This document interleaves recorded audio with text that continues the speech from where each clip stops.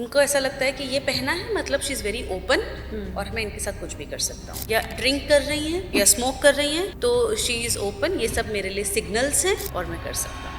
But हमें ये समझना होगा कि ये इनकी खुद की समझ है, सोच है, किसी ने कहा नहीं है इनसे, कहीं लिखा नहीं है कि जिसने स्कर्ट पहनी है वो कह रही है कि आइए आप मेरे साथ फिजिकल रिलेशंस बनाइए। जैसे कि आपने कहा कि लड़कों के साथ भी रेप हो रहा है जी। ऐसे केसेस में यूजुअली या तो होमोसेक्सुअलिटी इन्वॉल्व रहती है, जैसे कि जेल वगैरह में जहाँ पे फीमेल्स नहीं है अवेलेबल, तो मेल्स के साथ ऐसा हो सकता है, स्पेशली जो फिजिकली थोड़े वीक हैं। कई बार उन्हें नीचा दिखाने के लिए या अपनी जगह बताने के लिए, that is how the terminology is, भी इस तरीके की हरकत की जा सकती है। एंड कई बार वो फ्रेंड सर्कल में अपना नाम और अपना ऊंचा दर्जा दिखाने के लिए भी लोग एक दूसरे को सेक्सुअली वायलेट कर जाते हैं। बड़े हुए तब लड़कियों से रिजेक्शन मिलना कि आप उतने फिजिकली अट्रैक्टिव नहीं हो, आप उतने पैसे वाले नहीं हो, जो भी वजह से, बट रिजेक्शंस मिलना। जी। तो जब ये इन्फ्योरिटी कॉम्प्लेक्स आता है तो कहीं ना कहीं वो अपना डोमिनेंस दिखाने के लिए कि मैं आदमी हूँ, ये डोमिनेंस दिखाने के लिए भी रेप में इन्वॉल्व होते हैं, जिसमें सिर्फ उन्हें जो प्लेजर सेक्स से मिलता है वो नहीं चाहिए, उसके अलावा उनका सेटिस्फैक्शन आता है सामने वाले को बेइज्जत करके, सामने वाले को दर्द पहुंचा के। कुछ लोगों की आपने पर्सनालिटीज़ कभी देखी होंगी कि बड़े इम्पल्सिव होते हैं, चुलबुले से होते हैं, कहीं ठहराव नहीं होता जिनको। जब ठहराव नहीं होता तो मन भी उनका बहुत विचलित रहता है, आज ये पसंद कर रहा है कल वो पसंद करेगा। ऐसे लोगों में भी ज़्यादा चांसेस होते हैं कि इनके अफेयर्स हो जाएं। समझ लीजिए माता पिता के साथ एक लड़का रहता है, उसने नशा करना चालू किया, माता पिता सोच रहे हैं शादी कर दो। जब वो अपने माता पिता की जिम्मेदारी नहीं समझा तो एक नई लेडी के उनके घर में आने से ऐसा क्या हो जाएगा कि वो नशा बंद कर। और कहीं ना कहीं इनके पर्सनल टेंशन्स बच्चे की अपब्रिंगिंग को अफेक्ट करते हैं। ऐसे में अक्सर देखा गया है कि या तो माँ बाप आगे चल के सेपरेट हो गया, डिवोर्स हो गया, डिवोर्स नहीं भी हुआ, एक ही घर में है, तो भी घर में इतनी कलह और कलेश मची रहती है कि ऐसे बच्चे ना घर पे रहना पसंद नहीं करते, या चिड़चिड़े हो जाते हैं या जिद्दी हो जाते हैं। कई बच्चे खुद ਨੂੰ रिस्पॉन्सिबल मानते हो, उनको लगता है उनकी वजह से ऐसा हो रहा है। ऐसे में जब क्योंकि माँ बाप अपने झगड़ों में इतने उलझे हुए हैं, बच्चे पे ध्यान नहीं दे पाते हैं, तो कई बार बच्चे नशे में भी पड़ जाते हैं। कि रेपिस्ट में भी यही बैकग्राउंड रहेगा, परिवार टूटा हुआ है या पिताजी को कभी देखा नहीं है, घर पे लड़ाई झगड़ा मारपीट बहुत कॉमन है, नशा आसपास आसानी से मिल जाता है, नशा करते भी हैं काफ़ी लोग उनमें से। ऐसे लोगों को लगता है कि हमारे साथ एक बार गलत हुआ, हमारे साथ बार बार गलत हो सकता है, और ये शकी मिजाज के हो जाते हैं।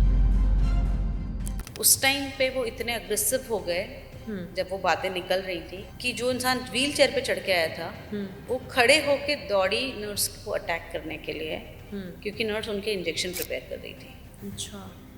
And she tried to attack the nurse in me. We had to actually उनको पकड़ के हमें नीचे ज़मीन पे, उनके भाई के सामने, भाई एंड पति के सामने हुआ ये सब, जब उन्हें लिटरली ज़मीन पे पकड़ के हमें दबोचना पड़ा और उनको इंजेक्शंस देने। ਜਿਹੜਾ ਕ੍ਰਿਮੀਨਲ ਹੁੰਦਾ ਲੋਕ ਉਹਦੇ ਬੈਕਗ੍ਰਾਉਂਡ ਦੇ ਨਾਲ ਉਹਨੂੰ ਜਸਟੀਫਾਈ ਕਰਨ ਦੀ ਕੋਸ਼ਿਸ਼ ਕਰਦੇ ਨੇ ਕਿ ਹਾਂ ਠੀਕ ਆ ਉਹਦੇ ਨਾਲ ਇਹ ਕੁਝ ਬਚਪਨ ਵਿੱਚ ਹੋਇਆ ਸੀ ਤਾਂ ਉਹਨੇ ਇਦਾਂ ਕੀਤਾ। बचपन में बहुतों के साथ बहुत कुछ होता है ना, फुल प्रूफ एकदम सुहाना बचपन हर एक का हो जरूरी नहीं है।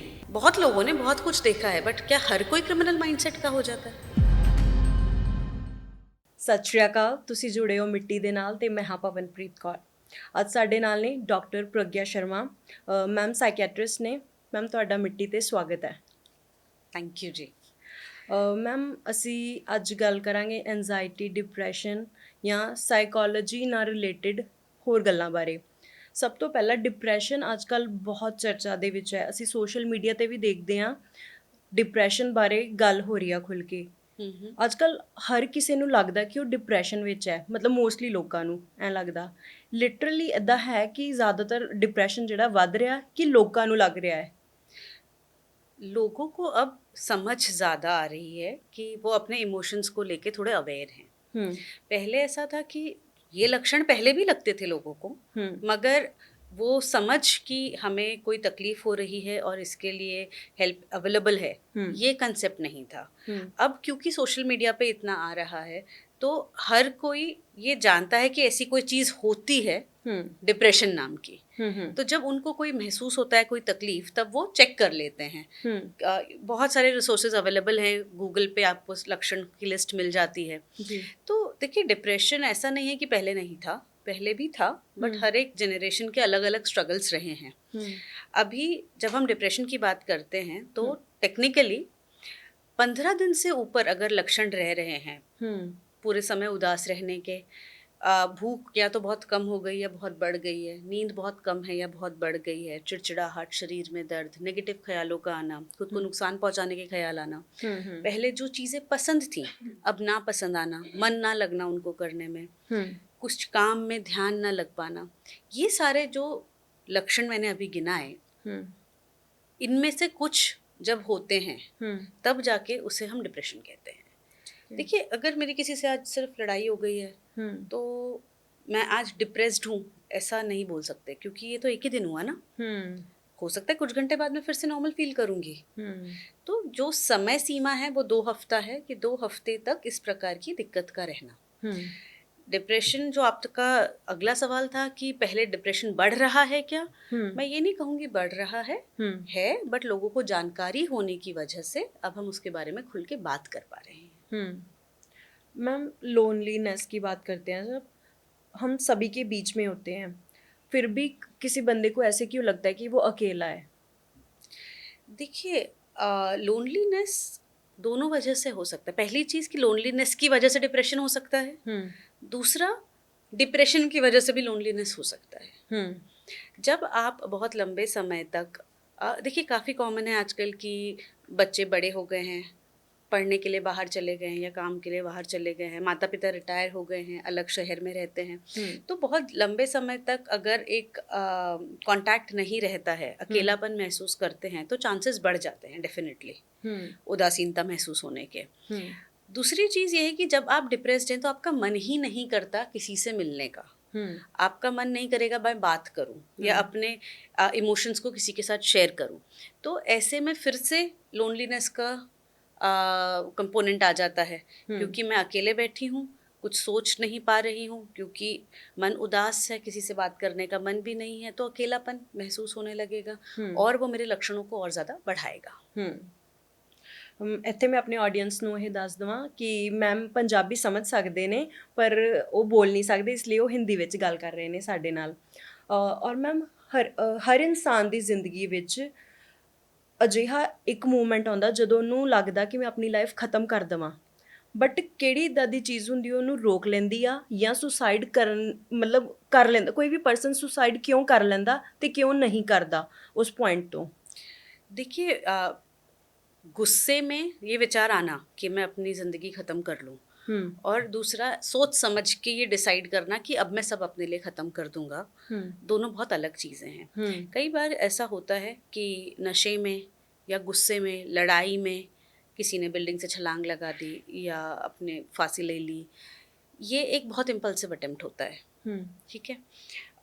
दूसरा होता है कि किसी को पता है कि वो किसी तरीके के फाइनेंशियल स्ट्रेस से गुजर रहे हैं, या कोई इस प्रकार की बीमारी हो गई है जिसका कोई इलाज नहीं है, आगे पीछे ज़िंदगी ख़त्म होने वाली है, तो सोच समझ के वो प्लान करें और कुछ ऐसा करें जिससे डेथ हो जाए।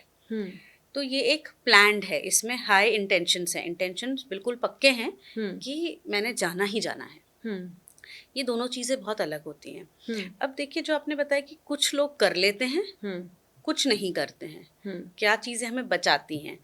जब एक अच्छा सोशल सपोर्ट हो, फैमिली से हो, फ्रेंड्स से हो, आप अपने इमोशंस को बोल के बता सकें, लाइफ में इन जनरल स्टेबिलिटी हो, काम के तरफ से, कमाई के स्रोत की तरफ से, पत्नी या गर्लफ्रेंड की तरफ से, एंड इन जनरल चीज़ें ठीक चल रही हों, तो ये सारे प्रोटेक्टिव फैक्टर्स हैं कि शादीशुदा इंसान है या एंगेज्ड है, मैरिड है, व्हाटएवर।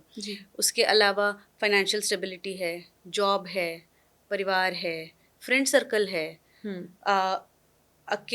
उनको बात करना, लोगों से मिलना, मिलनसार जो इसको कहते हैं ना, कि वैसे इंडिविजुअली प्रोटेक्टेड रहते हैं। ऑन द अदर हैंड जो लोग डिवोर्सी हैं या स्पाउस का डेथ हो चुका है for what ever reason, responsibilities नहीं है, नशा लेते हैं, इम्पल्सिव हैं, ये यहाँ पे ज़्यादा चांसेस होते हैं कि वो खुद को नुकसान पहुँचाएं। जॉब नहीं है, फाइनेंशियल स्टेबिलिटी कुछ नहीं है, घर में अच्छा कुछ कई बार ऐसा भी होता है कि फाइनेंशियल स्टेबिलिटी है, मैरिड है, लाइफ है, सब कुछ है, बट मेंटल पीस नहीं है फॉर सम रीज़न। ऐसे सिचुएशन में भी कई बार लोग सुसाइड कमिट करने को कोशिश करते हैं। सो ये प्रोटेक्टिव फैक्टर्स और डिस्पेंसिंग फैक्टर्स हो गए। ਵੈਸੇ ਮੈਮ ਇੱਕ ਮਰਡਰਰ ਦਾ ਮਾਈਂਡਸੈਟ ਕੀ ਹੁੰਦਾ? ਇਹ ਵਾਲਾ ਮੈਂ ਤੁਹਾਡੇ ਤੋਂ ਕੁਐਸਚਨ ਇਸ ਲਈ ਪੁੱਛਿਆ ਕਿਉਂਕਿ ਪੰਜਾਬ ਦਾ ਕੇਸ ਨੇਹਾ ਦਾ ਡਾਊਰੀ ਦਾ ਬਹੁਤ ਪੋਪੂਲਰ ਹੋ ਰਿਹਾ ਪੰਜਾਬ ਵਿੱਚ, ਉਸ ਨੂੰ ਲੈ ਕੇ ਕਾਫੀ ਚਰਚਾ ਛਿੜੀ ਹੋਈ ਆ। ਤੇ ਮਤਲਬ ਮੈਂ ਜਾਣਨਾ ਚਾਹੁੰਦੀ ਹਾਂ ਕਿ ਡਾਊਰੀ, ਇਹਦੇ ਵਿੱਚ ਦੋ ਚੀਜ਼ਾਂ ਨੇ, ਇੱਕ ਤਾਂ ਡਾਊਰੀ ਲੈਣ ਵਾਲਿਆਂ ਦੀ ਕੀ ਮਾਈਂਡਸੈਟ ਹੁੰਦਾ ਤੇ ਇੱਕ ਮਰਡਰਰ ਦਾ माइंडसेट ਇਸ ਕੇਸ ਦੇ ਥਰੂ ਸਮਝਣਾ ਚਾਹੁੰਦੇ ਹਾਂ ਅਸੀਂ। पहले हम डाउरी के बारे में बात करेंगे, ठीक है। देखिए एक माइंडसेट होता है कि क्योंकि लड़का हमारा है, हमारा हक बनता है लेने का डाउरी। ये माइंडसेट जहाँ आ जाता है, प्रॉब्लम्स वहाँ से शुरू होती हैं। काफ़ी घरों में बेटे और बेटियों में फ़र्क किया जाता है, आज भी किया जाता है, ठीक है। बेटे को जिस हिसाब से पढ़ाया लिखाया जा रहा है, बेटी को उस हिसाब से नहीं किया जा रहा है। क्यों? क्योंकि उसको तो वैसे भी हमें डाउरी देनी है। अब अगर ये जो केस है, इसमें डाउरी का एंगल इन्वॉल्व्ड है, बट देखिए इसमें बहुत सारी इन्फॉर्मेशन मिसिंग है। हम एग्जैक्टली नहीं कह सकते कि किसने क्या किया। This is more of a media trial, you know. जब तक कि केस में क्लैरिटी नहीं आती हम कुछ कह नहीं सकते, बट इन जनरल डाउरी का ऐसा है कि जब एक सेंस ऑफ एंटाइटलमेंट है कि हम लड़की वालों से ऊंचे हैं, क्यों? क्योंकि बेटा हमारा है, या क्यों? क्योंकि बहू हमारे पास रहेगी, तो अब उसका उम्र भर ख्याल हमने रखना है, खर्चा हमने देना है। जब ये चीज़ें आ जाती हैं तब डाउरी की डिमांड्स बढ़ने लगती हैं। ज़रूरी ये भी है कि जो पार्टनर है, मतलब बी इट लव मैरिज और बी इट अरेंज्ड मैरिज, जैसे कि अब हम कह रहे हैं कि अवेयरनेस बढ़ रही है, डाउरी के रेट्स कम हो रहे हैं, कुछ पार्ट्स में yes that is true, but बहुत ज़रूरी है कि जो यंगर जनरेशन है, जो अब शादी के एज ग्रुप में है, वो इस बारे में जानकारी रखें और एक स्टैंड लें। अगर अपनी फैमिली के अगेंस्ट भी लेना पड़ता है तो भी कि मैं खुद कमा सकता हूँ, मुझे किसी से लेने की ज़रूरत नहीं है। अगर पत्नी मेरे घर आ रही है और मैं उसका खर्चा उठा रहा हूँ तो वो भी तो हमारे कामकाज में हाथ बटा रही है। सी, अब वो अगर वर्किंग प्रोफेशनल है तो वो काम करेगी, जो भी करेगी तो she will be getting a salary, या जो भी वो कमाएंगी परिवार उसमें से भी यूज़ करेगा ही उस रिसोर्स को। जो फिजिकल काम वो घर पे करेंगी, जैसे कि खाना पकाना हुआ, होम मेकर भी अगर हैं तो खाना पकाना हुआ, सफाई हुआ, 10 चीज़ें घर में होती हैं। अगर हम सब जानते हैं, अगर हम पेड हेल्प्स रखते हैं तो उसका क्या कॉस्ट पड़ता है। सही कहा। टेक्निकली देखा जाए तो एक होम मेकर आज ज़्यादा काम करती है एक प्रोफेशनल लेडी से, ट्रू। क्योंकि ये बस क्योंकि उसका कोई क्वांटिफिकेशन नहीं है, कोई तरीका नहीं है कि गिनने का, इसीलिए उसको वैल्यू नहीं दिया जा रहा है। But I really feel and I appreciate the home makers कि जितना काम वो कर लेती हैं, जितनी जिम्मेदारी से, मुझे नहीं लगता कि घर का कोई भी और मेंबर करता रहेगा। ਡਾਊਰੀ ਦੇ ਕੇਸਿਸ ਵਿੱਚ ਲੜਕੀ ਦੀ ਫੈਮਿਲੀ ਨੂੰ ਕਿਹੜੀਆਂ ਚੀਜ਼ਾਂ ਵੱਲ ਧਿਆਨ ਦੇਣਾ ਚਾਹੀਦਾ? देखिए डाउरी अगर सामने से मांग रहे हैं तो ये बहुत बड़ा रेड फ्लैग है, क्योंकि जो जिससे ऐसा लगता है कि उनका मांगना सही है, वो ज़रूरी नहीं ना सिर्फ आज ही मांगे, आगे चल के दोबारा बोल सकते हैं। लड़की की फैमिली को ध्यान ये देना चाहिए कि आप जिनसे उनकी शादी कर रहे हैं उनका माइंडसेट क्या है। क्योंकि अगर वो लड़का अपने आप में सक्षम है, खुद कामकाज करके अपने लिए चीज़ें इकट्ठी कर सकते हैं, तो कहीं ना कहीं ये चीज़ आगे रुक जाएगी। बट अगर इस प्रकार से हैं कि भाई हम तो पिताजी के काम में काम करते हैं, खुद का कोई से नहीं है, खुद से कोई स्किल्स भी नहीं है काम करने के, तो वो उनके पास कोई ऑप्शन ही नहीं बचेगा, या तो पिताजी से मांगे या पत्नी के परिवार से मांगे। तो बहुत ज़रूरी है कि हम ये देखें कि हम बेटी की शादी किससे कर रहे हैं, क्या वो इंसान सक्षम है या रिस्पॉन्सिबिलिटी लेने लायक है, that is important. Criminal mindset ਦੀ ਗੱਲ ਕਰ ਰਹੇ ਹਾਂ ਤੇ ਇੱਥੇ ਰੇਪਿਸਟ ਦੇ ਮਾਈਂਡਸੈਟ ਬਾਰੇ ਵੀ ਜ਼ਰੂਰ ਗੱਲ ਕਰਾਂਗੇ, ਕਿਉਂਕਿ ਅੱਜ ਕੱਲ੍ਹ ਅਸੀਂ ਸੁਣਦੇ ਹਾਂ ਕਿ ਇਹ ਸਿਰਫ ਲੜਕੀਆਂ ਨਾਲ ਹੀ ਨਹੀਂ, ਲੜਕਿਆਂ ਨਾਲ ਵੀ ਰੇਪ ਹੋ ਰਹੇ ਨੇ। ਤੇ ਇੱਕ ਰੇਪਿਸਟ ਦਾ ਕੀ ਮਾਈਂਡਸੈਟ ਹੁੰਦਾ? देखिए, पहले अगर हम जब रेपिस्ट की बात करें तो रेपिस्ट भी एक तरीके का क्रिमिनल ही है ना। क्रिमिनल। तो क्रिमिनल्स का जो माइंडसेट होता है ये बहुत सेल्फ सेंटर्ड होते हैं कि इन्हें सिर्फ अपनी भलाई समझ में आती है, ठीक है।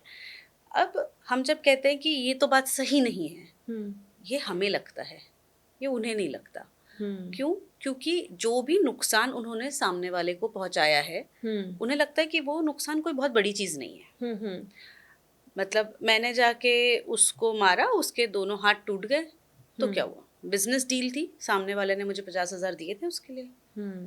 तो इस तरीके से वो उसकी कोई इमोशनल रिस्पॉन्सिबिलिटी नहीं लेते, उनके लिए सिर्फ एक वो डील है। अच्छा, जिसको उन्होंने नुकसान पहुंचाया, उनका ऐसा मानना रहता है कि पहली चीज़ नुकसान बड़ा नहीं था, दूसरा चीज़ कि मेरा कोई पर्सनल लेन देन नहीं है उससे। जैसे कि कोई डील कर रहे हो, कॉमन भाषा में सुपारी वगैरह टर्म यूज़ की जाती है। रिस्पॉन्सिबिलिटी ना लेना, किसी प्रकार से उनके लिए बुरा महसूस ना करना। अक्सर ऐसा देखा गया है कि ये जो लोग होते हैं, इनके बैकग्राउंड में बहुत सारा वायलेंस रहता है, यानी परिवार में लड़ाई झगड़े इन्होंने अक्सर देखे हैं। जिस एरिया सोसाइटी में ये रहते हैं वहाँ पे आसपास में मारपीट होना ये बहुत कॉमन है, तो उन्हें लगता है कि चोट लग गई कोई बात नहीं। बट ਸਮਟਾਈਮਸ ਇਦਾਂ ਵੀ ਹੁੰਦਾ ਕਿ ਜਿਹੜਾ ਕ੍ਰਿਮੀਨਲ ਹੁੰਦਾ, ਲੋਕ ਉਹਦੇ ਬੈਕਗ੍ਰਾਉਂਡ ਦੇ ਨਾਲ ਉਹਨੂੰ ਜਸਟੀਫਾਈ ਕਰਨ ਦੀ ਕੋਸ਼ਿਸ਼ ਕਰਦੇ ਨੇ ਕਿ ਹਾਂ ਠੀਕ ਆ, ਉਹਦੇ ਨਾਲ ਇਹ ਕੁਝ ਬਚਪਨ ਵਿੱਚ ਹੋਇਆ ਸੀ ਤਾਂ ਉਹਨੇ ਇਦਾਂ ਕੀਤਾ। बात सही है, बट उनके बचपन में अगर कुछ हुआ है वो डेफिनेटली उनकी पर्सनालिटी को अफेक्ट करता है ना। बट वो किसी और को नुकसान पहुंचाए, ये किस तरीके का जस्टिफिकेशन है? बचपन में बहुतों के साथ बहुत कुछ होता है ना। फुल प्रूफ एकदम सुहाना बचपन हर एक का हो जरूरी नहीं है। बहुत लोगों ने बहुत कुछ देखा है, बट क्या हर कोई क्रिमिनल माइंडसेट का हो जाता है? तो कहीं ना कहीं वो एक सर्टन पर्सनालिटी होती है जिसको हम एंटी सोशल पर्सनालिटी कहते हैं कि इन लोगों को कोई भी ये झूठ बोलना, चोरी करना, शुरू से इनमें ये देखा जाता है कि जब से 11-12 साल के हुए तब से इस प्रकार की चीज़ें कर रहे हैं। ये थोड़ा सा सोशली ऐसे बैकग्राउंड से आते हैं जहाँ मारपीट बहुत नॉर्मल है, किसी भी झगड़े को सुलझाने का तरीका बात नहीं है, हाथ उठाना है, और किसी को चोट लग गई तो कोई बड़ी बात नहीं, कोई चीज़ किसी के साथ बुरी हो गई तो उनके लिए दुख महसूस होना, ये इनको नहीं होता, इसलिए ये इस प्रकार की चीज़ें कर पाते हैं। अब बेसिकली जब ये खुद का भला कर रहे हैं, सेल्फ सेंटर्ड हम जिसको कहते हैं, सामने वाले का जो नुकसान हो रहा है वो ये नहीं देख रहे, राइट। अब जब हम रेपिस्ट पे आते हैं, कहीं ना कहीं दोनों सामने वाले की बाउंड्री को वायलेट कर रहे हैं, राइट। यानी आप सामने वाले जिसको भी आपने नुकसान पहुंचाया है, आप उनसे कंसेंट नहीं ले रहे, मतलब उनकी हाँ या ना जानना जरूरी ही नहीं समझते। दोनों भी, इसमें रेपिस्ट में भी क्रिमिनल में भी, राइट। सो ये जनरल बैकग्राउंड होता है क्रिमिनल मेंटालिटी का, ठीक है। अब स्पेसिफिकली अगर हम रेप पे आए तो देखिए रेपिस्ट में भी यही बैकग्राउंड रहेगा कि परिवार टूटा हुआ है या पिताजी को कभी देखा नहीं है, घर पे लड़ाई झगड़ा मारपीट बहुत कॉमन है, नशा आसपास आसानी से मिल जाता है, नशा करते भी हैं काफ़ी लोग उनमें से। ये इसके साथ में कहीं ना कहीं कुछ इन्फीरियरिटी कॉम्प्लेक्सेस भी होते हैं, जैसे कि कभी उनको बचपन में किसी ने परेशान किया हो, स्कूल में बुलीज होते हैं, ठीक है, वैसा कभी बुलिंग हुआ हो, या जब बड़े हुए तब लड़कियों से रिजेक्शन मिलना कि आप उतने फिजिकली अट्रैक्टिव नहीं हो, आप उतने पैसे वाले नहीं हो, जो भी वजह से, बट रिजेक्शंस मिलना। जी। तो जब ये इन्फ्योरिटी कॉम्प्लेक्स आता है तो कहीं ना कहीं वो अपना डोमिनेंस दिखाने के लिए कि मैं आदमी हूँ, ये डोमिनेंस दिखाने के लिए भी रेप में इन्वॉल्व होते हैं, जिसमें सिर्फ उन्हें जो प्लेजर सेक्स से मिलता है वो नहीं चाहिए, उसके अलावा उनका सेटिस्फैक्शन आता है सामने वाले को बेइज्जत करके, सामने वाले को दर्द पहुंचा के, उसके अलावा द डोमिनेंस कि मैं एक मेल होता हूँ इसीलिए आपके ऊपर डोमिनेट कर पा रहा हूँ। The dominance, the male ego जिसको हम कहते हैं ना, कि बेसिकली वो अपने ईगो को सेटिस्फाई करने के लिए इस एक्ट में इन्वॉल्व हो रहे हैं। इन जनरल अब जिस लड़की ने उनको ना बोला वो उसी के साथ रेप करे जरूरी नहीं है, बट फिर एक माइंडसेट हो जाता है कि सारे द एंटायर जितनी भी लेडीज हैं सब ऐसी ही हैं, तो मैं इनसे बदला लूंगा। एक वो माइंडसेट हो जाता है। कई बार परिवारों में ऐसा देखा गया है कि जो लड़कों का ऐसा मानना कि अगर किसी ने कपड़े कुछ अलग तरीके के पहने हैं जो उन्हें नहीं पसंद, तो वो कपड़े पहना सही नहीं है, और क्योंकि उन्होंने ऐसा पहना है तो वो मुझे सजेस्ट कर रही हैं कि मैं ऐसा कुछ कर सकता हूँ उनके साथ, राइट? स्कर्ट पहना है, ट्राउजर्स पहना है, डेनिम्स पहने हैं, उनको ऐसा लगता है कि ये पहना है मतलब शी इज़ वेरी ओपन और मैं इनके साथ कुछ भी कर सकता हूँ। या ड्रिंक कर रही हैं या स्मोक कर रही हैं तो शी इज़ ओपन, ये सब मेरे लिए सिग्नल्स हैं और मैं कर सकता हूँ। बट हमें ये समझना होगा कि ये इनकी खुद की समझ है, सोच है, किसी ने कहा नहीं है इनसे, कहीं लिखा नहीं है कि जिसने स्कर्ट पहनी है वो कह रही है कि आइए आप मेरे साथ फिजिकल रिलेशंस बनाइए, राइट? तो जो रेपिस्ट होते हैं दे हैव अ माइंडसेट कि क्योंकि मैं आदमी हूँ मैं कुछ भी कर सकता हूँ। द लेडी जो सामने है वो एक इन्फीरियर बीन है, मतलब मुझसे छोटी हैं इसलिए मुझे उनसे हाँ ना पूछने की ज़रूरत नहीं है, और जो चीज़ें उन्होंने पहनी हैं, बोली हैं या जो भी कर रही हैं वो सब मुझे सिग्नल दे रही हैं, भले ही वो मना कर रही है बट वो चाहती है कि मैं ये करूं। इस तरीके का माइंडसेट रेपिस्ट्स का होता है। अब ये चीज़ सिर्फ लड़कियों के साथ हो ज़रूरी नहीं है, जैसे कि आपने कहा कि लड़कों के साथ भी रेप हो रहा है। जी। देखिए एक सर्टेन एज ग्रुप होता है जहाँ पे सेक्सुअलिटी के साथ लोग एक्सपेरिमेंट करते हैं। इसमें काफ़ी सारे लोग होमोसेक्सुअल्स भी हो सकते हैं, ठीक है? ऐसे केसेस में यूजुअली या तो होमोसेक्सुअलिटी इन्वॉल्व रहती है, जैसे कि जेल वगैरह में जहाँ पे फीमेल्स नहीं है अवेलेबल, तो मेल्स के साथ ऐसा हो सकता है, स्पेशली जो फिजिकली थोड़े वीक हैं, राइट? कई बार उन्हें नीचा दिखाने के लिए या अपनी जगह बताने के लिए, that is how the terminology is, भी इस तरीके की हरकत की जा सकती है। लड़कों के साथ कई बार बचपन में इस तरीके की चीज़ें भी हो सकती हैं, जिसको हम पीडोफिलिया कहते हैं, कि एक बड़े इंसान का, मतलब उम्र दराज इंसान का बच्चे के साथ सेक्सुअल एक्टिविटी में इन्वॉल्व होना, वो बच्चा लड़का और लड़की दोनों हो सकता है, right? So in general mindset is to take advantage and that I am superior and I deserve it. एक इन जनरल अगर मैं कहूँ तो यही माइंडसेट है, और इसी में कुछ कुछ कॉम्बिनेशंस होते रहते हैं अपने बैकग्राउंड को लेते हुए। दूसरा चीज़ कि नशा जो होता है ना, नशा हमारा सोचने समझने का शक्ति को कम कर देता है जी। उस वजह से हमारे इनहिबिशंस कम हो जाते हैं, तभी भी इस तरीके की चीज़ें हो सकती हैं जी। कुछ लोगों का पीयर ग्रुप जो संगी साथी होते हैं, दोस्त भाई होते हैं जी, उसमें भी बहुत ज़्यादा चीज़ों को ग्लोरीफाई किया गया है कि आपकी गर्लफ्रेंड है, अच्छा आप इंटीमेट हैं, फिजिकली इंटीमेट हैं, या आप के रिलेशंस कैसे हैं, ये चीज़ें कई बार बोस्ट करने की हो जाती हैं फ्रेंड सर्कल में कि उसने तो ये किया, उसने वो किया उसकी बंदी के साथ में। This is the terms that boys and girls usually use. So जो कि काफ़ी डिमीनिंग होती हैं एंड कई बार वो फ्रेंड सर्कल में अपना नाम और अपना ऊंचा दर्जा दिखाने के लिए भी लोग एक दूसरे को सेक्सुअली वायलेट कर जाते हैं. जी. So this is all what I can say about uh, this. ਇਸ ਤੋਂ ਬਾਅਦ ਸੈਂਸ ਆਫ ਰਿਵੈਂਜ ਦੀ ਗੱਲ ਕਰਾਂਗੇ, ਬਦਲਾ ਲੈਣ ਦੀ ਭਾਵਨਾ. ਮਤਲਬ ਅਗਰ ਕਿਸੇ ਨੇ ਸਾਡੇ ਨਾਲ, ਚਾਹੇ ਕੋਈ ਛੋਟੀ ਜਿਹੀ ਵੀ ਚੀਜ਼ ਹੋਵੇ, ਉਹਨੇ ਮੇਰੇ ਨਾਲ ਇੱਦਾਂ ਕੀਤਾ ਤਾਂ ਮੈਂ ਉਹਦੇ ਤੋਂ ਬਦਲਾ ਲੈਣਾ. ਚਾਹੇ ਅਸੀਂ ਮਤਲਬ ਸੋਚ ਸਮਝ ਕੇ ਨਾ ਬਦਲਾ ਲਈਏ, ਬਟ ਕਿਤੇ ਨਾ ਕਿਤੇ ਅਨਕੌਂਸ਼ੀਅਸ ਮਾਈਂਡ ਨੂੰ ਪਤਾ ਹੁੰਦਾ ਤੇ ਅਸੀਂ ਉਸ ਚੀਜ਼ ਬਾਰੇ ਸੋਚਦੇ ਹਾਂ ਕਿ ਇਹਨੇ ਮੇਰੇ ਨਾਲ ਇੱਦਾਂ ਕੀਤੀ, ਮੈਂ ਵੀ ਇਹਦੇ ਨਾਲ ਇੱਦਾਂ ਕਰਨੀ. ਇਸ ਚੀਜ਼ ਨੂੰ ਕਿਵੇਂ ਖਤਮ ਕੀਤਾ ਜਾਵੇ? देखिए, ख़त्म किया जाए तो ये एकदम सीधा है कि रिवेंज लेने से किसी के भी दिमाग को शांति आज तक नहीं मिली. ठीक है, तो ख़त्म करने की दो ही तरीके होते हैं कि पहला, जो कि ज़्यादा मैच्योर तरीका है, कि आप अपने सक्सेस से सामने वाले को बदला लीजिए.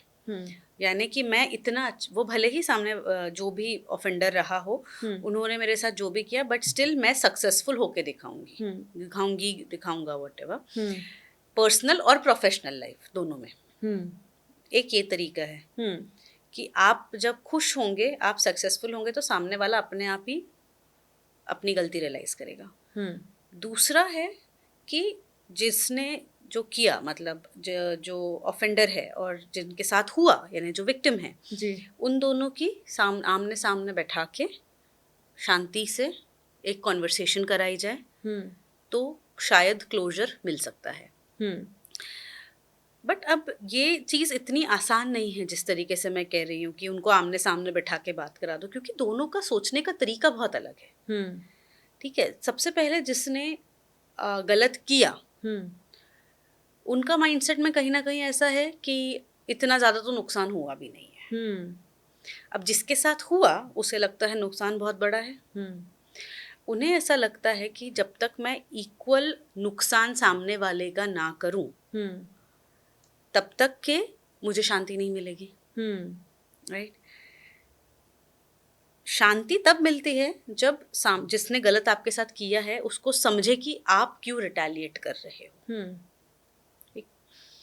Now the dynamics of it is कि जो जिसने ऑफेंडर है, जो पहली बार जिन्होंने नुकसान पहुंचाया था, जब उनके ऊपर रिटेलिएशन होता है, उन्हें लगता है ये तो बिना वजह गुस्सा कर रहा है, मैंने तो इतना कुछ किया भी नहीं था. अब क्योंकि दोनों की समझ एक ही सिचुएशन को लेके बहुत अलग है, एक के लिए वो बहुत बड़ी चीज़ है, एक के लिए बहुत छोटी चीज़ है, तो इसलिए इन लोगों को क्लोजर दिलाना बड़ा मुश्किल है. राइट. तो रिवेंज के जो डायनामिक्स हैं ये थोड़े कॉम्प्लिकेटेड हैं, क्योंकि हर इंसान इंटेंसिटी को अपने हिसाब से समझता है, ये सब्जेक्टिव है बहुत. एक और चीज़ जो इम्पोर्टेंट आ जाती है इसमें वो ये है कि जब आप रिवेंज के बारे में कॉन्स्टेंटली सोचते रहते हो, जैसे आपने बोला, तो कहीं ना कहीं ये आपको हील नहीं होने देता, क्योंकि आपका ध्यान बार बार उसी नेगेटिव चीज़ के ऊपर जा रहा है जो हुई है. आप खुद से शांत महसूस नहीं कर सकते. इवन रिवेंज लेने के बाद भी ऐसा देखा गया है कि उस प्रकार की खुशी नहीं महसूस होती जितना एंटिसिपेटेड है. इनफैक्ट ऐसे लोगों को लगता है कि हमारे साथ एक बार गलत हुआ, हमारे साथ बार बार गलत हो सकता है, और ये शकी मिजाज के हो जाते हैं फिर, क्योंकि फिर उनको थोड़ा ज़्यादा ध्यान रखना होता है, क्योंकि वही चीज़, नेगेटिव चीज़ दिमाग में गोल गोल घूम रही है जी. तो वो आसपास को लेके हमेशा बहुत ज़्यादा सतर्क रहते हैं कि कहीं ये भी तो मुझे नुकसान नहीं पहुंचाना चाहता. तो रिवेंज अपने आप को भी नुकसान ही देता है. ऐसा नहीं है कि आप सामने वाले को नुकसान दे के खुद बहुत खुश रहेंगे, ऐसा नहीं होता है. वैसे किसी दी सोच ਨੂੰ ਬਦਲਿਆ ਜਾ ਸਕਦਾ? जैसे हम एक फैमिली में रह रहे हैं, सास बहू में लड़ाइयाँ बहुत हो रही हैं, तो क्या वो ऐसा क्या करे कि एक दूसरे के साथ उनकी बननी शुरू हो जाए, या फिर शांति से घर में रहे? देखिए, अब एक चीज़ इसमें हमें समझने की ज़रूरत है, बहुत सब्जेक्टिव सवाल है ना. किसी के घर में जहाँ रोज की लड़ाइयाँ हो रही हैं, अगर दोनों चुप भी हो जाएं तो वो शांति है. और किसी के यहाँ पे आमने सामने लड़ाई नहीं होती, मगर बहुत सारा इंटरनल पॉलिटिक्स चलता है. राइट. अब जो नई लेडी घर में एंटर की हैं, उनकी जो अपब्रिंगिंग है, उनके घर में जो पालन पोषण हुआ है, जिस तरीके से उनके घर में उन्होंने चीज़ें देखी हैं, जी। वो अलग हैं हुँ, उनके ससुराल से। हुँ, डेफ़िनेटली। डेफिनेटली, है ना?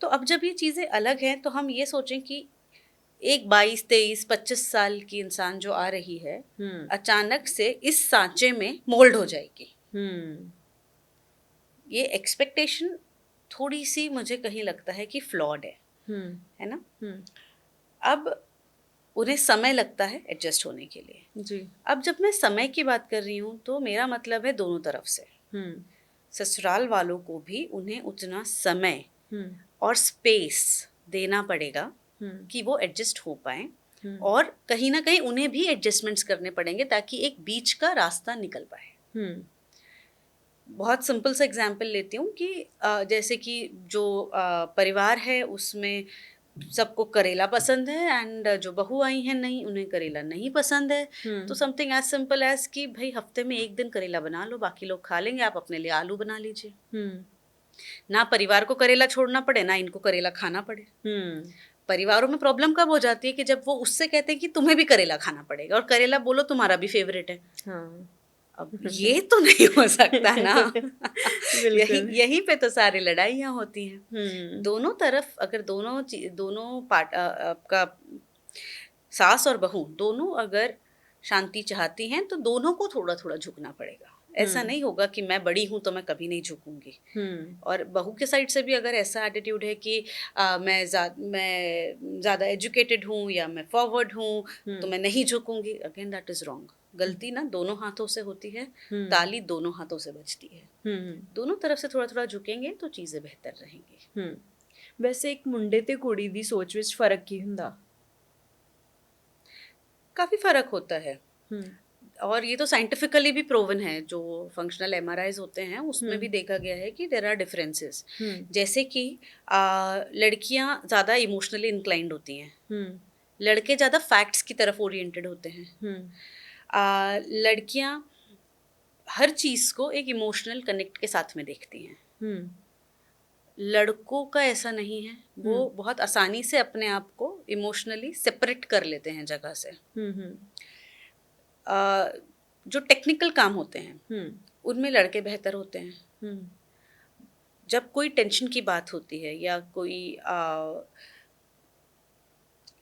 नेगेटिव चीज़ हो जाती है घर परिवार में, हुँ, तो जो औरतें होती हैं, हुँ, ज़्यादा चांसेस हैं हुँ, कि वो उस चीज़ को एक्सेप्ट करें, हुँ, और एक उसको एक उसमें कोई पॉजिटिव चीज़ ढूँढने की कोशिश करें। हुँ, आदमियों का ऐसा होता है, वो यूजुअली उस चीज़ को या तो अवॉइड करते हैं, हुँ, या उसका जो भी उसकी वजह से ना जो दिक्कत हो रही है, उससे हुँ, बचने के लिए या तो नशा कर लिया, हुँ, या कोई और अपने आप, या इतना ज़्यादा काम में उलझ गए कि हुँ, उस पे ध्यान ही ना जाए, हुँ, जिसको हम अवॉइडेंस बिहेवियर कहते हैं। हुँ, हुँ, हुँ, तो यूजुअली ऐसा देखा गया है कि जो लड़कियां हैं या वुमेन हैं, बेसिकली फीमेल्स, हुँ, ये अ, थोड़ी स्पिरिचुअली इंक्लाइंड ज़्यादा होती हैं, हुँ, चीज़ को एक्सेप्ट करके मूव अहेड करती हैं, हुँ, जबकि आदमियों में थोड़ा अवॉइडेंस बिहेवियर इन चीज़ों को लेके जाता रहता है। हुँ, इस वजह से एक्चुअली हुँ, ज़्यादा चांसेस हैं कि विमेन, अगर उन्हें दिक्कत जा रही है तो वो हेल्प सीक करें। हुँ, मेन नहीं करते इतने आसानी से, हुँ, जब तक कि चीज़ बिल्कुल उनके हाथ के बाहर ना निकल जाए। हुँ।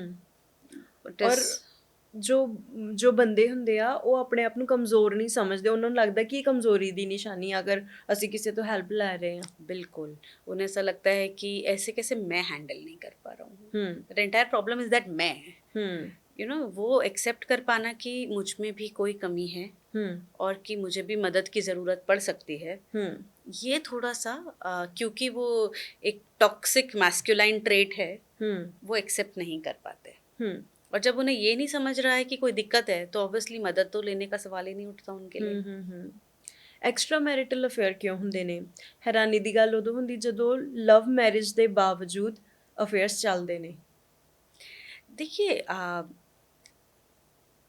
लव मैरिज हुआ है या arranged marriage, extra marital affair तो कहीं भी हो सकता है, हम्म राइट? हम्म अब ऐसा है कि जब जो लड़का है या लड़की है, ईदर वेज, जी शादी के बाद चीज़ें काफ़ी हद तक बदलती हैं, you hmm need to understand that, है ना। रिस्पॉन्सिबिलिटीज़ आ जाती हैं, आप हर अगले दिन डेट पे नहीं जा सकते हैं, हम्म आपके परिवार बढ़ता है, बच्चे हो जाते हैं, उनकी जिम्मेदारी होती है। जी तो कहीं ना कहीं दोनों पार्टनर्स अपनी अपनी रिस्पॉन्सिबिलिटी में हम्म उलझते जाते हैं हम्म और एक दूसरे को उतना समय नहीं दे पाते। हम्म तो उससे क्या होता है कि एक इमोशनल आइसोलेशन आ जाता है हम्म कि हम भले ही साथ बैठे हैं बट हम बात क्या कर रहे हैं कि बच्चे का डायपर आया क्या और खाने में आलू बना है कि टिंडा बना है। हम ये नहीं बात कर रहे जो हम पहले करते थे कि आज मेरा दिन कैसा था, हाँ आज ऑफिस में ये हुआ, आज मेरा मन बिल्कुल ख़राब हो गया था, हम्म वॉट जो भी हमारा दिन गुजरा। हम्म आलू और टिंडा इज़ नॉट इमोशनल कनेक्ट ना। हम्म ना उस वजह से कहीं ना कहीं शादी में रहते हुए भी एक अकेलापन महसूस होने लगता है, हम्म जिसकी वजह से लोग बाहर वो इमोशनल सपोर्ट ढूंढने की कोशिश करते हैं। हम्म जब वो बाहर इमोशनल सपोर्ट ढूंढने की कोशिश करते हैं तो हैपेंस कि इमोशनल इन्वॉल्वमेंट थोड़ा ज़्यादा बढ़ जाता है हम्म एंड अफेयर्स हो जाते हैं। हम्म अब ये एक एस्पेक्ट है बट इसके अलावा भी हम्म कुछ लोगों की आपने पर्सनालिटीज़ कभी देखी होंगी हम्म कि बड़े इम्पल्सिव होते हैं, चुलबुले से होते हैं, हम्म कहीं ठहराव नहीं होता जिनको। हम्म जब ठहराव नहीं होता तो मन भी उनका बहुत विचलित रहता है, हम्म आज ये पसंद कर रहा है कल वो पसंद करेगा। हम्म ऐसे लोगों में भी ज़्यादा चांसेस होते हैं कि इनके अफेयर्स हो जाएं, हम्म जहाँ ठहराव ना हो, जहाँ रिस्पॉन्सिबिलिटी लेने का आदत ना हो, हम्म जिम्मेदारी समझने का जिनको पहले से एक्सपीरियंस ना हो और जो ना लेना चाहते हों। हम्म अ, एक और चीज़ होती है कि कितना अवेलेबिलिटी है। हम्म जैसे कि कुछ प्रोफेशंस में जहाँ पे फिजिकली ज़्यादा अट्रैक्टिव लोग होते हैं, जैसे कि आप बॉलीवुड की लाइन कह लीजिए या मॉडलिंग की लाइन कह लीजिए, हम्म यहाँ पे physical fitness and beauty hmm is of Paramount importance, सबसे ज़्यादा इम्पॉर्टेंट है। हम्म तो जो लोग इस ब्रांच में होते हैं हम्म डेफिनेटली उनको अपॉर्चुनिटीज़ ऐसे लोगों से इंटरेक्ट करने की ज़्यादा होती है, जी उस वजह से अट्रैक्शन के चांसेस भी ज़्यादा होते हैं, हम्म तो अफेयर्स हो सकते हैं अगेन, हम्म राइट। तो आई थिंक इस सब को अवॉइड करने का सिर्फ एक ही तरीका है हम्म कि हम हमारे पार्टनर के साथ हम्म इमोशनली इन्वॉल्व रहें। हम्म भले ही आपको रोज़ टाइम ना मिले, जिम्मेदारियां हैं, मगर हम्म अब 10 से 15 मिनट रात को सोने से पहले तो हम बैठ के एक दूसरे के बारे में बात कर सकते हैं, एक दूसरे से उनका दिन कैसा रहा, हम्म एक छोटे से वॉक पे हम जा सकते हैं, हम्म ताकि आपको बॉन्ड करने का टाइम मिले। हम्म ਜ਼ਿਆਦਾਤਰ ਲੜਕੀਆਂ ਦੀ ਇਹ ਕੰਪਲੇਂਟ ਹੁੰਦੀ कि लड़के उन्हें तो भजते आ, मतलब उनसे भागते हैं दूर, हम्म। तो ऐसे क्यों होता है? देखिए लड़कियां और लड़के जब एक रिलेशन में आते हैं तो हम्म दोनों की एक्सपेक्टेशंस बहुत अलग होती हैं। हम्म अक्सर ऐसा देखा गया है कि लड़कियां लॉन्ग टर्म कमिटमेंट चाहती हैं हम्म एंड लड़के उस कमिटमेंट के लिए रेडी नहीं होते फॉर वॉट एवर रीजन्स। हम्म लड़कियों की एज जिस पे पेरेंट्स उनकी शादी करना चाहते हैं हम्म वो थोड़ी जल्दी होती है, हम्म लड़कों के लिए थोड़ा ज़्यादा लीवे दे दिया जाता है। जी तो कई बार ऐसा होता है कि अगर कोई किसी को डेट कर रहा है कुछ समय के लिए जी तो लड़की कई बार चाहती है कि हम नेक्स्ट स्टेप लें और हम शादी की तरफ जाएं, हम्म बट ऐसे में लड़के थोड़ा इनसिक्योर फील करने लग जाते हैं कि मैं प्रिपेयर्ड नहीं हूँ, आई एम नॉट रेडी। या कई बार अफेयर्स शुरू ही इस हिसाब से किए जाते हैं कि जस्ट अ फ्लिंग, हम्म है ना, वो इमोशनल इन्वॉल्वमेंट उसमें ढूंढ ही नहीं रहे होते हैं। हम्म तो ऐसे में भी लड़कों का चले जाना इज़ क्वाइट कॉमन। हम्म कुछ कुछ लड़कियों के भी ट्रेट्स होते हैं जैसे बहुत ज़्यादा डिपेंडेंट हो जाना, हम्म ठीक है, तो इसीलिए भी लड़कों को कभी कभार लग सकता है कि बहुत ज़्यादा क्लिंगी हो रहे हैं, हम्म राइट। मुझे ऐसा लगता है कि लड़के हों लड़कियां हों जो भी हो, इन्वॉल्वमेंट के पहले आपको इंडिपेंडेंट होना बहुत ज़रूरी है। हम्म देखिए आप ना, जब आपका कप भरा हुआ हो तो ही उसमें से पानी किसी को दे सकते हो, हम्म खाली कप से नहीं दे सकते। हम्म अपने आप में इंडिपेंडेंट रहिए, इमोशनली, फाइनेंशियली, उसके बाद यू सीक कंपेनियनशिप, जी ठीक है। उसके बाद अगर आप किसी के साथ इन्वॉल्व होते हैं हम्म तो आपके पास में उन्हें कुछ कंस्ट्रक्टिव रहेगा हम्म आपको उनके पास देने के लिए, हम्म बीट एडवाइस बीट कंपनी, जी। उन्हें किसी को ये नहीं लगेगा ना कि आप उनका फ़ायदा उठा रहे हो, क्योंकि आप अपने खर्चे खुद उठा रहे हो। आप अपना आना जाना, pickup drop, you doing it everything by yourself. जी। एंड आप क्योंकि काम कर रहे हैं, आप बिजी हैं, आप हमेशा अवेलेबल नहीं हैं। जी। कई एक प्रॉब्लम ये भी होती है कि जो लड़के काम कर रहे हैं, जॉब में हैं, अगर दे डेटिंग समबडी जो कि एब्सोल्युटली इस वक्त घर पे हैं जी। या पढ़ रही हैं या ज़्यादा पढ़ भी नहीं रही हैं, कांस्टेंट मैसेजेस, कॉल्स, एंड जब रिस्पॉन्ड नहीं करते हैं तो फिर लड़ाइयाँ हो जाती हैं। तो ये सारी छोटी छोटी चीज़ें हैं, मुझे ऐसा लगता है, जिसकी वजह से लड़कियों को लगता है लड़के भाग जाते हैं, बट वो भागते नहीं है। कहीं ना कहीं हमें झांक के देखना चाहिए कि ऐसा क्या हुआ है। या तो हमने गलत इंसान से एक्सपेक्टेशन रखी है, या कोई गलती हमारे साइड से भी हुई है। ਮੈਂ ਇੱਕ ਆਰਟੀਕਲ ਪੜ੍ਹ ਰਹੀ ਸੀ, ਉਹਦੇ ਵਿੱਚ ਲਿਖਿਆ ਸੀ ਕਿ ਜੋ ਮਾਵਾਂ ਆ ਉਹ ਬੱਚਿਆਂ ਨੂੰ ਜ਼ਿਆਦਾ ਕੁੱਟਦੀਆਂ ਮਾਰਦੀਆਂ ਨੇ ਪਿਤਾ ਨਾਲੋਂ, ਫਿਜ਼ੀਕਲ ਅਬਿਊਜ਼। ऐसे क्यों? देखिए इसमें ना, this is a very wrong article, मुझे नहीं पता ये कहाँ पे आया, ऐसा नहीं आना चाहिए था। माँ ज़्यादा समय भी बच्चों के साथ बिताती है, ठीक है। अक्सर इंडियन अभी भी सेटअप ऐसा है कि पिताजी सुबह काम को चले जाते हैं और सीधे शाम को वापस आते हैं। उसमें भी वो अपना खाना खाते हैं, थोड़ा बहुत न्यूज़ देखते हैं और बच्चों के साथ कुछ समय बिताया, आधा एक घंटा, और सब अपने अपने कमरों में सोने चले गए। अब जब जो मम्मी है वो बच्चों के साथ पूरे दिन है, तो उनकी हर छोटी बड़ी अच्छी बात गलत बात वो ऑब्जर्व कर रही हैं, राइट। उनके पढ़ाई के लिए अगर बच्चों ने अच्छा किया तो तारीफ करने के लिए भी वही हैं, मगर गलत किया तो डांटने के लिए भी वही हैं। इसमें फादर का इन्वॉल्वमेंट ही नहीं है। अब जब आप ज्यादा समय बिता रहे हो, उनकी हर अच्छी बुरी चीज की जिम्मेदारी आपके सर पे है, तो इट्स ऑब्वियस कि जो इंसान प्यार कर सकता है वो थोड़ा गुस्सा भी कर सकता है। फिजिकल अब्यूज, मारपीट के मैं सख्त खिलाफ हूँ। मुझे नहीं लगता कि किसी भी माता पिता ने अपने बच्चे पे हाथ उठाना चाहिए, ठीक है। और जो भी बात कर रहे हैं, आज बच्चे बहुत समझदार हैं, आपको बस उन्हें ट्रेन करने की ज़रूरत है कि आप किस तरीके से उन्हें समझाते हैं। उन्हें हर चीज़ का जवाब चाहिए। ये अब वो ज़माना नहीं रहा कि आप जैसे बोल दिया मम्मी ने कि बेटा 10 बजे टीवी बंद कर दो, तो बेटा टीवी बंद कर देगा। बेटा पूछेगा क्यों बंद कर दो, तो you will have to explain कि बेटा जी बंद कर दीजिए ताकि आप समय से सो सकें, समय से उठ सकें और स्कूल जा सकें। आपको उनके सवालों के जवाब अब देने पड़ेंगे, और तब वो एक अच्छे समझ से, एक अच्छे रिस्पॉन्सिबल इंडिविजुअल की तरह डिसीजन ले पाएंगे। तो मुझे नहीं लगता कि कोई भी मम्मी जानबूझ के अपने बच्चे को मारती है। कुछ ना कुछ हुआ रहेगा, बट स्टिल मुझे ऐसा लगता है हाथ नहीं उठाना चाहिए, क्योंकि हाथ उठाने की कोई लिमिट नहीं है। अगर एक बार हाथ उठ गया तो हाथ हमेशा उठता है। दूसरी चीज़ की, बच्चों को कुछ दिन बाद उसकी आदत हो जाती है कुटाई की, फिर उन्हें कोई फ़र्क ही नहीं पड़ता। तो लुकिंग एट ऑल दिस, मुझे ऐसा लगता है कि बात करिए अपने बच्चे से। आपको लग रहा है कहीं कुछ गलत किया है तो भी बात करिए जी, कि वजह क्या थी, क्यों किया। जी। जो मानसिक बीमारियां हैं वो हमें अपने पेरेंट्स से भी मिल सकती हैं। जेनेटिक्स होते हैं हमारे, जिस तरीके से परिवार में डायबिटीज़ अगर माता पिता को है तो बच्चे को होने के ज़्यादा चांसेस होते हैं, उसी तरीके से मानसिक बीमारियों का भी है कि अगर माता पिता भाई बहन दादा दादी नाना नानी में रहा है तो बच्चों को आ सकती हैं। बट इसमें सिर्फ इसी वजह से आए ज़रूरी नहीं है। बहुत सारी और भी चीज़ें होती हैं, जिस तरीके से जिस माहौल में वो रह रहे हैं, उनको उनके साथ किस तरीके से व्यवहार हो रहा है, उनको एमिनिटीज़ क्या अवेलेबल हैं।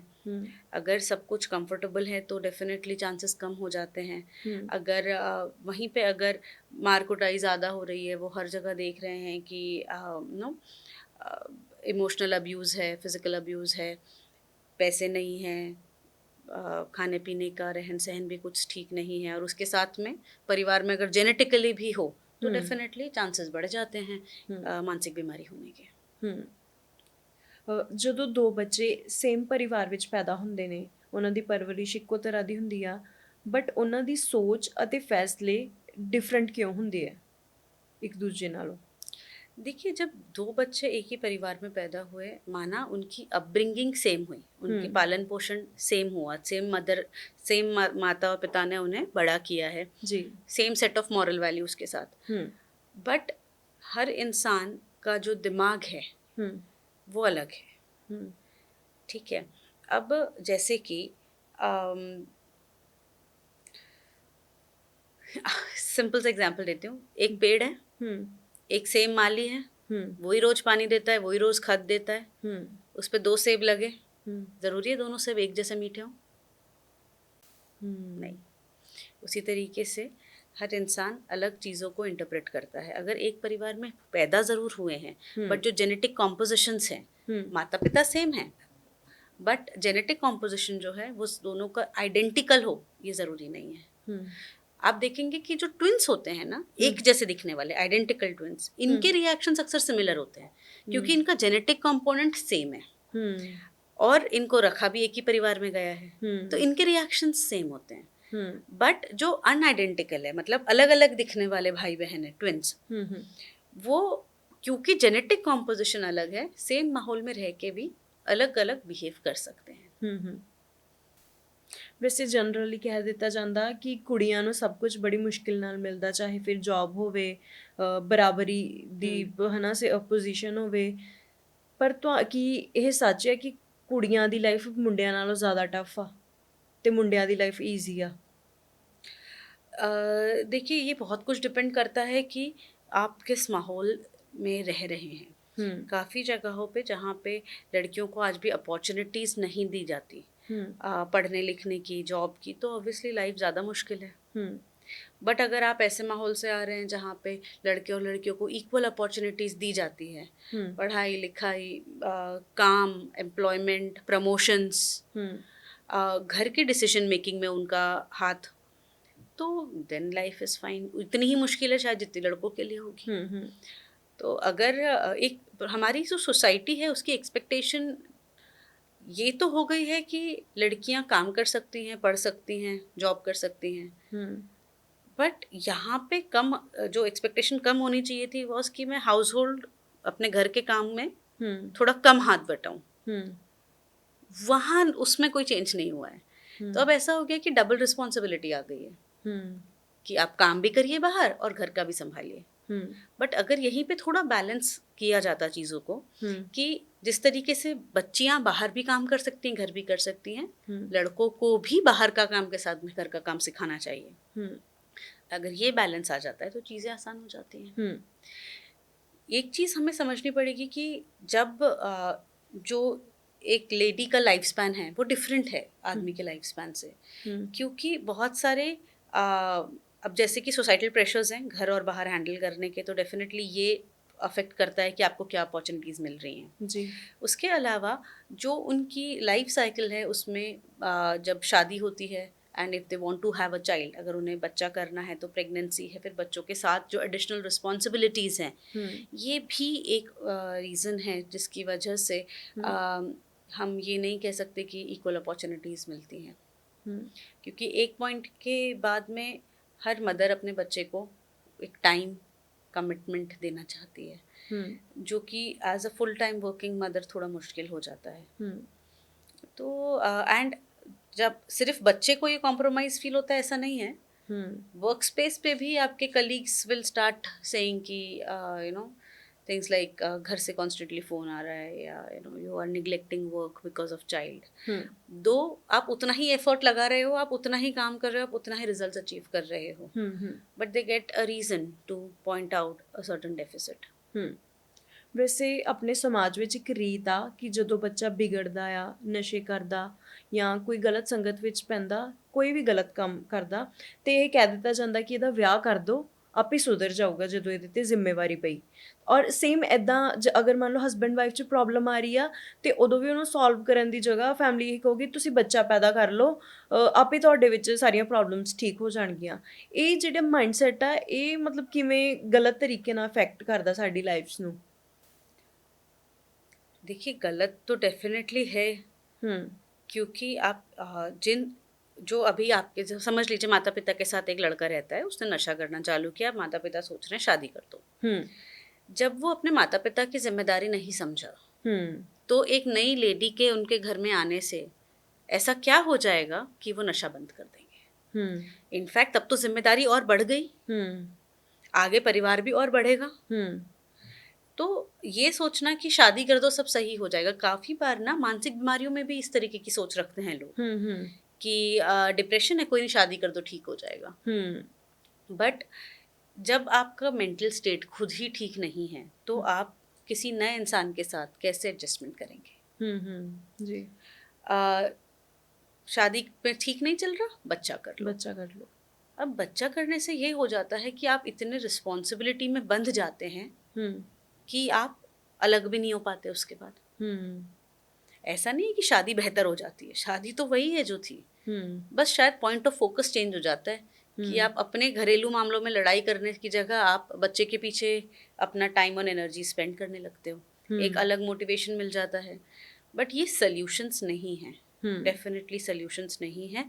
इनफैक्ट मुझे ऐसा लगता है कि अगर किसी कपल में नहीं बन रही है तो या तो they don't plan to have a child, हम्म और दूसरी चीज़ या तो अपना पूरा सेटल कर लीजिए। हम्म वंस यू आर श्योर कि आप दोनों एक दूसरे के साथ रहना चाहते हैं, हम्म फिर आप डेफिनेटली बच्चा करिए। क्योंकि जब बच्चा ये सब चीज़ें देखता है ना, हम्म तो उन्हें भी समझता है हम्म कि ये कुछ प्रॉब्लम चल रही है मम्मी पापा में, कोई टेंशन चल रही है मम्मी पापा में। जी, और कहीं ना कहीं इनके पर्सनल टेंशन्स बच्चे की अपब्रिंगिंग को अफेक्ट करते हैं। हम्म ऐसे में अक्सर देखा गया है कि या तो माँ बाप आगे चल के सेपरेट हो गए, डिवोर्स हो गया, डिवोर्स नहीं भी हुआ, एक ही घर में है, हम्म तो भी घर में इतनी कलह और कलेश मची रहती है हम्म कि ऐसे बच्चे ना घर पे रहना पसंद नहीं करते, या चिड़चिड़े हो जाते हैं, या जिद्दी हो जाते हैं। कई बच्चे खुद ਨੂੰ रिस्पांसिबल मानते ਉਹਨਾਂ उनको चीज़ां लगता है ਲਈ। उनकी वजह से ऐसा हो रहा है। ऐसे में जब क्योंकि माँ बाप अपने झगड़ों में इतने उलझे हुए हैं, बच्चे पे ध्यान नहीं दे पाते हैं, तो कई बार बच्चे नशे में भी पड़ जाते हैं। हम्म तो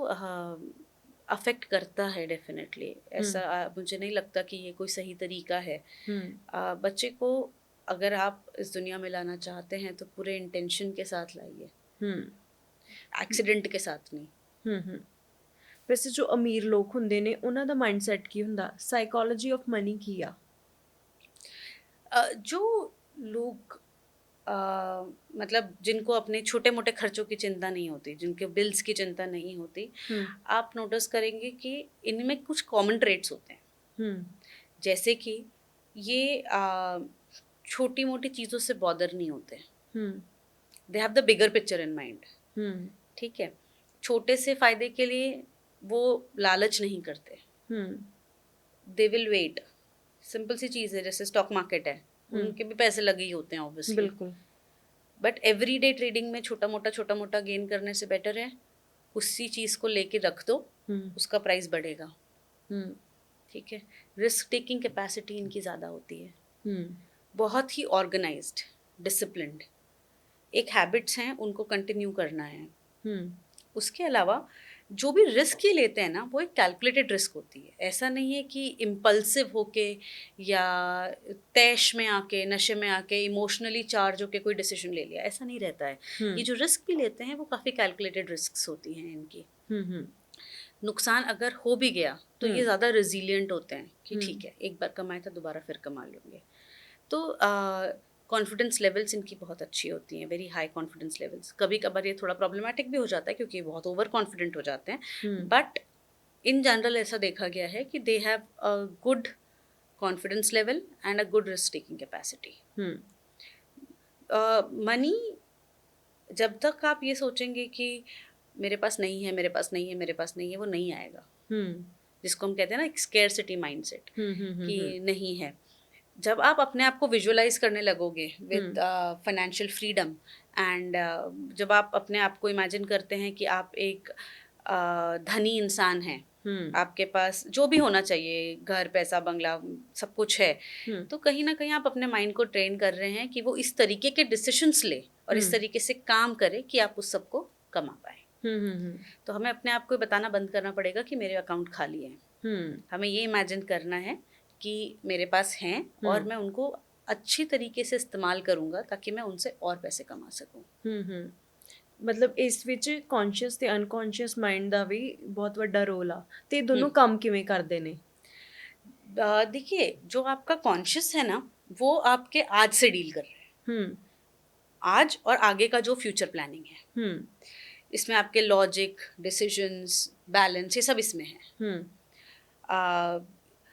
प्लानिंग, ये सब कॉन्शियस में है। अनकॉन्शियस माइंड में कहाँ है? हैबिट्स, उसके अलावा इमोशंस, ये सब अनकॉन्शियस में आ गया। तो अब जैसे कि हम इसके पहले बात कर रहे थे कि साइकोलॉजी ऑफ मनी क्या है, मैंने कहा कि विजुअलाइज करो, देखो। तो कहीं ना कहीं आप अपने अनकॉन्शियस को ट्रेन कर रहे हो कि मैं ऐसा अगर देखूंगा तो मैं जो एक्शंस करूंगी वो भी अलाइंड रहेंगे मेरे रिजल्ट जो मैं एक्सपेक्ट कर रही हूँ उससे। ठीक है।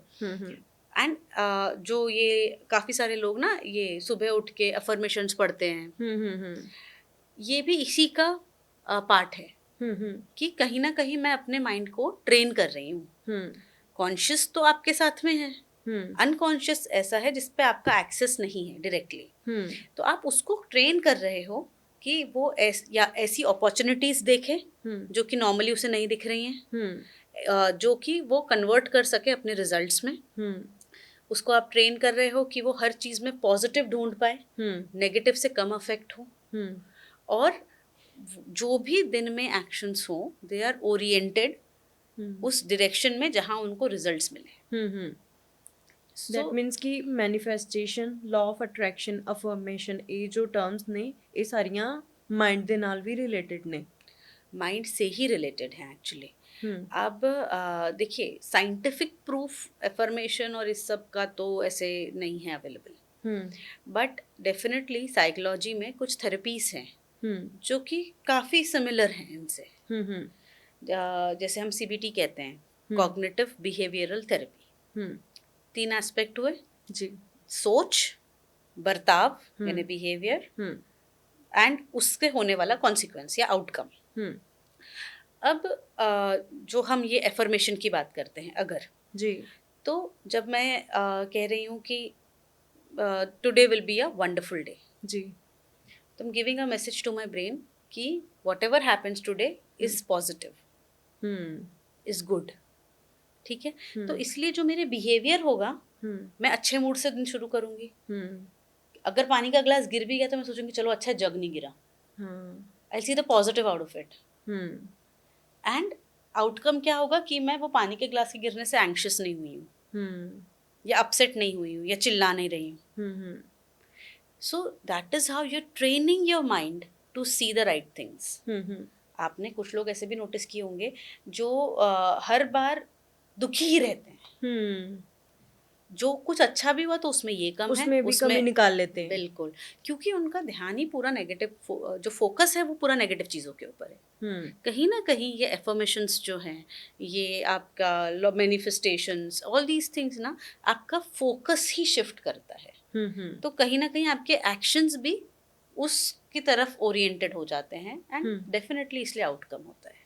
ओके, माइंड को शार्प करने के लिए भी एक्सरसाइजेस होती हैं?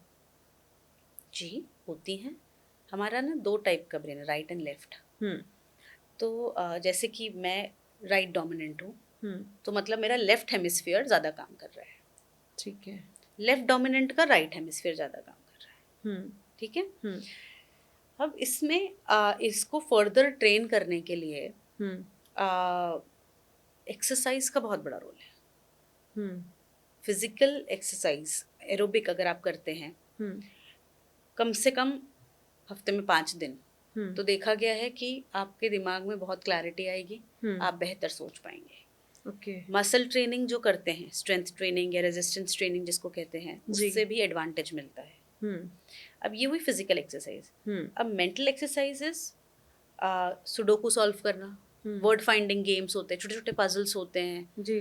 बेसिकली आप उसको जितना यूज करें, प्रॉब्लम सॉल्विंग, चेस खेल लिया, ठीक है। छोटे पजल की बुक्स आती थी पहले, अभी भी आती हैं, अब तो काफ़ी एप्स भी आते हैं जी। ठीक है।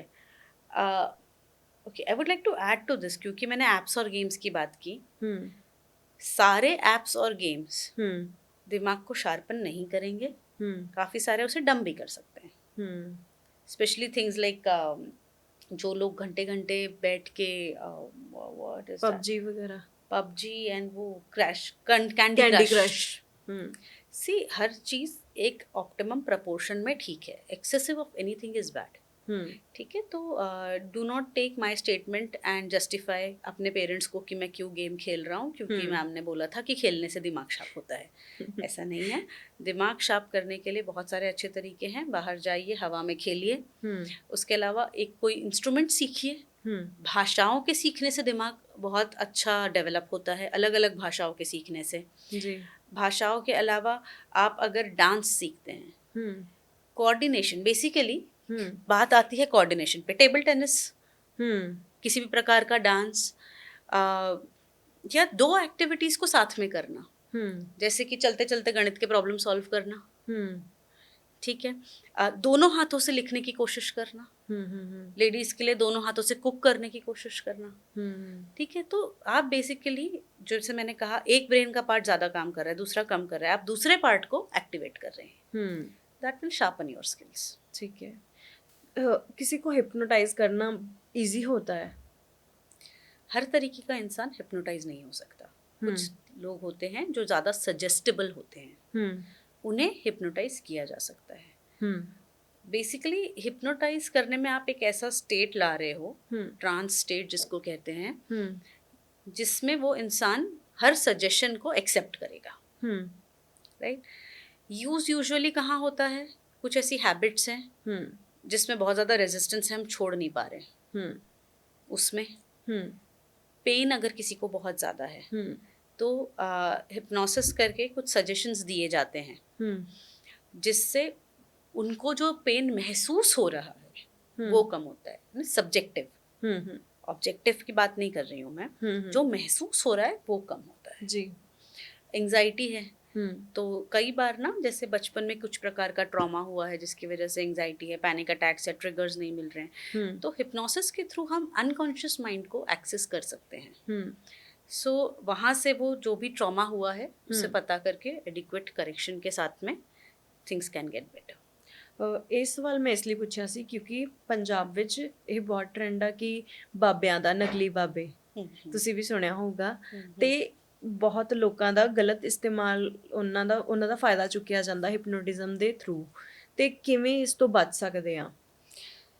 जो ये बाबा वगैरह होते हैं ये हमेशा हिप्नोटिज्म में इन्वॉल्व नहीं रहते हैं। हम्म ठीक है, माइंड को कई मैनिपुलेट बार करना एंड भूत ऑल। बाधा वगैरह ऐसे शब्द भी यूज किए जाते हैं इनके लिए ना, कि ऊपरी हवा है, हाँ। भूत है, पता है अलग अलग शब्द होते किसी हैं। ने जादू टोना कुछ कर करवाया दिया आप पे, है, हाँ, ऊपर से किया कर दिया कराया। है, हाँ किया कराया है। तो जब इस प्रकार की चीज़ें होती हैं और हम बाबा के पास जाते हैं तो पहली चीज़ कि मैक्सिमम बाबा हिप्नोटिज्म नहीं करते। ठीक है, वो उनकी जो प्रैक्टिसेस होती हैं वो बेसिकली उससे फ़ायदा इसलिए होता है कि आप उनमें बिलीव करते हैं। ठीक है, अगर जैसे उनका कहना होता है कि आप ये 5 नींबू को जो ये कर लो, इसके बाद में आप 4 दिन में बिल्कुल ठीक हो जाओगे। They are playing with your unconscious mind. ठीक है, वो वहाँ एक बिलीफ इंस्टिल कर रहे हैं कि ये सब मैंने कर दिया है, अब सब ठीक हो जाएगा। और ये बिलीफ काम क्यों करता है? क्योंकि हमारे सोशल बैकग्राउंड में ये चीज़ें हमने देखी हैं होते हुए। हमारा जो बैकग्राउंड है ये किसी ने भी नहीं देखा है कि वो लेडी ने ज़िंदगी भर दवाई ली या सर्टन डॉक्टर के पास गए, दवाई दिए, ठीक हो गया। ये सब रीसेंट का है। बट शुरू से हम जो कहानियाँ सुनते आ रहे हैं, जो पढ़ते आ रहे हैं, जो देखते आ रहे हैं थ्रू जनरेशंस, कि भाई दिया था दवाई, ठीक नहीं हुआ, फिर वो बाबा के पास ले गए, सही हो गया। तो it is seen as the ultimate resort. कहीं ना कहीं आपका बिलीफ सिस्टम यहाँ पे काम कर रहा है। It is not the Baba doing anything. वही ना, जैसे आपने वो साइकोलॉजी ऑफ मनी बताई थी कि अनकॉन्शियस माइंड आपका कैसे आपकी जो आप चाहते हैं वो पूरा करता है उन चीज़ों को। Exactly, it is your unconscious. But ये कि जैसे हिप्नोटिज्म का कई लोग गलत इस्तेमाल कर सकते हैं, तो ऐसी सिचुएशन में कैसे बच सकते हैं? देखिए, हिप्नोटिज्म में सब फ़ायदे हैं ऐसा नहीं है। काफ़ी बार क्या होता है कि जैसे जो लोग ज़्यादा सजेस्टेबल हैं वो अगर हिप्नोटिज्म से उनको जैसे फ़ायदा हुआ कि अब मुझे पैनिक अटैक्स नहीं आ रहे, हुँ, अब कोई और लाइफ में इशू आया, जी, ट्रबल आया, जी, तो रादर दैन एक्टिवली उसके साथ कोप करें हुँ, या अपने तरीके से उस चीज़ को सुलझाने की कोशिश करें, हुँ, काफ़ी लोग ना डिपेंडेंट हो जाते हैं हुँ, कि आप मुझे हिप्नोटाइज़ करके सजेशन दे दो, फिर मेरा दिमाग वो चीज़ मानने लगेगा। हुँ, हुँ, हुँ, तो इसको कहते हैं डिपेंडेंसी, जो कि सही नहीं है। हुँ, दूसरी चीज़, ऐसे स्टेट में ना फ़ॉल्स मेमोरीज़ जनरेट हो सकती हैं। जी, तो ये भी एक बहुत बड़ा प्रॉब्लम है कि अगर कोई इसे मिसयूज़ करना चाहे तो हुँ, हिप्नोटाइज़ करके फ़ॉल्स मेमोरीज़ भी इंड्यूस किया जा सकता है। हुँ, बट देन अगेन, और ये सब इन्फॉर्मेशन इसके साथ में कि हर एक इंसान को हिप्नोटाइज़ नहीं किया जा सकता। हुँ, कुछ पर्सनैलिटीज़ होती हैं जो हिप्नोटाइज़ हो सकती हैं आसानी से। हुँ। आपका 10 साल के अराउंड का एक्सपीरियंस है, तो आपने कोई ऐसा केस देखा हो अपनी साइकियाट्रिस्ट की जो जर्नी में कि जो आपको सबसे हैरानी वाला लगा हो या थोड़ा अलग-सा लगा हो? हैरानी तो ख़ैर नहीं होती है एक्चुअली इतने समय बाद। हुँ, बट जैसे कि हम अभी बात कर रहे थे ये बाबा और इस सब की, तो उसी के ऊपर से एक किस्सा बताती हूँ आपको। हुँ, एक क्लाइंट आए मेरे पास व्हीलचेयर पे, young I mean 30-40 year old lady, hmm, and बिल्कुल व्हीलचेयर पे थी वो। हुँ, एंड मुझे बताया गया, it was a Sunday morning, मुझे बताया गया कि तबीयत बहुत ख़राब है, बेहोश होके गिर रही हैं। हुँ, लाइक ठीक है, मैंने गई, देखा, बात किया, कुछ अजीब-अजीब सी आवाज़ें कर रहे थे वो। तो मैंने उनके जो रिश्तेदार थे उनसे कहा आप इन्हें बाहर रोक दीजिए। हुँ, वो जो आप कहते हैं ना ऊपर ही कुछ हो गया है, हुँ, फिर सारी हिस्ट्री वैसी निकली कि किसी ने कुछ करा है, ये वो। अ, उस टाइम पे वो इतने अग्रेसिव हो गए हुँ, जब वो बातें निकल रही थी कि जो इंसान व्हीलचेयर पे चढ़ के आया था, हुँ, वो खड़े होके दौड़ी नर्स को अटैक करने के लिए, हुँ, क्योंकि नर्स उनके इंजेक्शन प्रिपेयर कर रही थी। अच्छा, and she tried to attack the nurse in me. We hmm, had to actually उनको पकड़ के हमें नीचे ज़मीन पे, हुँ, उनके हुँ, भाई एंड पति के सामने हुआ ये सब। जब उन्हें लिटरली ज़मीन पे पकड़ के हमें दबोचना पड़ा हुँ, और उनको इंजेक्शंस देने पड़े। हुँ, ये सब होने के बाद तब तो उनको ऑब्वियसली एडमिशन ही एडवाइस किया था, हुँ, बट वो फिर उन्हें किसी बाबा वाबा के पास ले गए एंड समथिंग लाइक दैट। फिर काफ़ी टाइम तक उनका न्यूरोलॉजी से चलता रहा, बट कुछ खास इम्प्रूवमेंट नहीं था। हुँ, देन बट मैंने उनके भाई से कहा था कि हुँ, देखिए ये सब हो रहा है वो अपनी जगह है, हुँ, बट कहीं ना कहीं कुछ ट्रॉमा है हुँ, जो हुआ है। हुँ, अब उस ऐसे सिचुएशन में हम ये सब चीज़ें बहुत ज़्यादा डिस्कस नहीं कर सकते क्योंकि पेशेंट की हालत ही नहीं होती है। हुँ, बाद में इवेंचुअली टर्न्ड आउट कि देयर वर बहुत ज़्यादा फैमिली इश्यूज थे, लड़ाई झगड़े with in laws. Hmm, fortunately touch wood now that lady is good, hmm, much better. वैसा कोई स्पेल उसके बाद नहीं हुआ है। हुँ, बट मैं ये सब बताने का मतलब सिर्फ इसलिए है कि हमेशा जो ऊपर दिखता है ना, हुँ, वो हो ये ज़रूरी नहीं है। हुँ, चीज़ें बहुत अलग-अलग रूप में आपके सामने आ सकती हैं। बहुत ज़्यादा स्ट्रेस अगर रहता है ना, हुँ, और लोग उसके बारे में जैसे बात नहीं करते हैं, हुँ, तो यहाँ तक कि शरीर में दर्द भी रह सकता है। हुँ, काफ़ी औरतें आपने बोली होंगी, अरे मेरा तो हमेशा ही दुखता रहता है, कभी हुँ, हाथ, कभी पैर, कभी पेट, कभी घुटने। हुँ, हुँ, दिस इज़ द स्ट्रेस, हुँ, ठीक है?